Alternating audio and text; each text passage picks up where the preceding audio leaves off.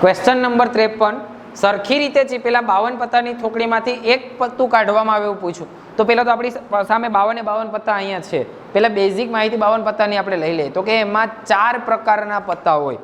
13 પત્તા ફૂલીના, 13 પત્તા ચોકટના, 13 પત્તા લાલના અને 13 પત્તા કાળીના. અને કલર કહીએ તો કાળા રંગના 2 હોય અને લાલ રંગના 2 પત્તા હોય. ઓકે, હવે એમાંથી શું પૂછ્યું? તો કે લાલ રંગનો રાજા હોય. જો લાલનો રાજા કહીએ તો આ લાઈન થાય, લાલ રંગનું કહીએ તો આ અને આ 2 થાય.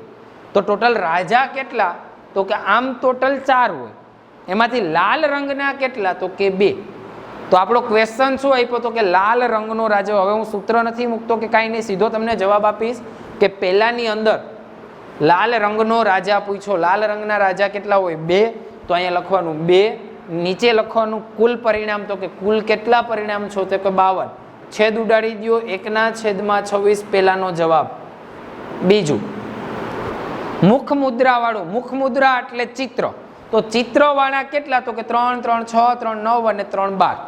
ચિત્રવાળા કેટલા પત્તા? તો કે 12. 12 માંથી કોઈ એક પત્તું પસંદ થાય. ટોટલ 52, ચિત્રવાળા 12. છેદ ઉડાડી લો, આનો પણ જવાબ મળી જશે. એના પછી ત્રીજું કાળીનું પત્તું હોય. જો કાળા રંગનું કીધું હોત તો આ અને આ આવે. ખાલી કાળી કીધું તો આ 13 જ પત્તા આવે. તો ટોટલ પત્તા 52, એમાંથી કાળીના પત્તા 13. છેદ ઉડાડી લ્યો, 1/4. એ પણ આવી ગયું.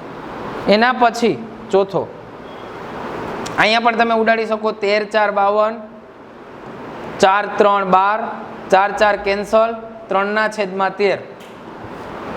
અને છેલ્લો પ્રશ્ન છે ચોકટની રાણી હોય. ચોકટ એટલે આ બીજી લાઈન.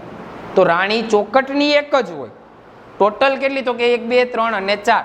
તો આ 52 માંથી એક રાણી પસંદ થાય અને એ ચોકટની હોય. તો કે એવું કેટલી વાર બને? તો કે એક જ વાર.